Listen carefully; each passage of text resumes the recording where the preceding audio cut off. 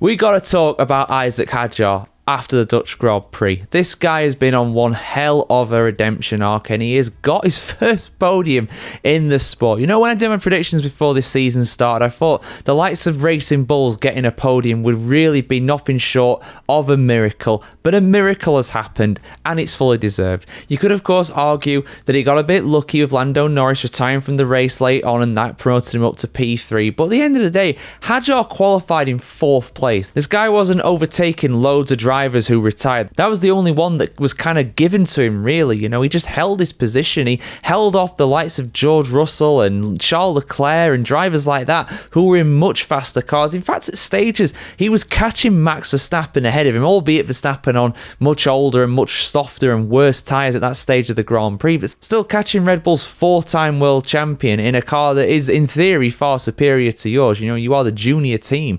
You know, that really, really is a massive result for Hadjar today. That is the kind of result that if Red Bull do decide to make a change next year and swap Yuki Tsunoda with somebody, that is the kind of result that will very much swing things in his favour. And for the longest time, for a decent part of this season, Liam Lawson was the driver who was in the ascendancy. We were talking during the summer break how Lawson was looking at the driver who had the momentum, who looked like was going to potentially overtake Isack Hadjar in the Drivers' Championship, and these 15 points have completely catapulted him way up in the Drivers' Championship as a result, because despite Liam Lawson being up there and looking like he might have scored points today, didn't happen for him. That collision with Carlos Sainz effectively ended his race. He did finish the race, of course, but in terms of point scoring, his race was pretty much over at that point. He was a lap down. He was never going to be able to recover from that, even if he didn't have damage on his car, which he obviously did. But yeah, Hadjar, P3, superb, absolutely fantastic, fully deserved. And like I said, this guy has been on a redemption arc. You know,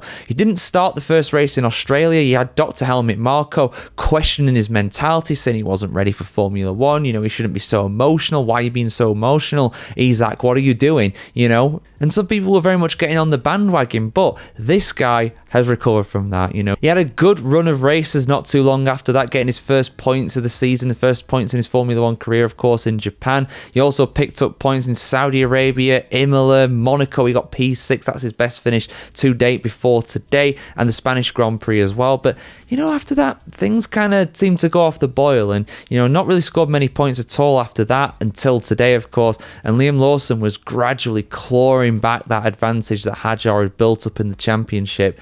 But Hadjar has just catapulted himself, like I said, right up the order. I am so happy for him. It's fully deserved. It's great to see an unusual team, an unfancied team, as it were, on the podium for a change. And he's got a podium in Formula 1 before his hero, Sir Lewis Hamilton, has managed to get a podium for Ferrari in a Grand Prix. Ferrari with an awful race this weekend, of course. If you want to see more from the race today at the Dutch Grand Prix, do go check out my full review that should be out on the channel already by the time you guys view this. Of course, the 5 things review. You know how we do here on the channel, guys. But yeah, some real standout performances this weekend. And without a doubt, for me, Hadjar has to take driver of the day. Without a doubt. Absolutely without a doubt. But get your thoughts in the comments below, guys. Hadjar, driver of the day, or someone else impressed you more? Was the likes of Ollie Behrman or maybe even Oscar Piastri keeping his cool at the front, were they more impressive in your opinion? I want to hear what you have to say as always on this, guys. Like, share, comment, subscribe.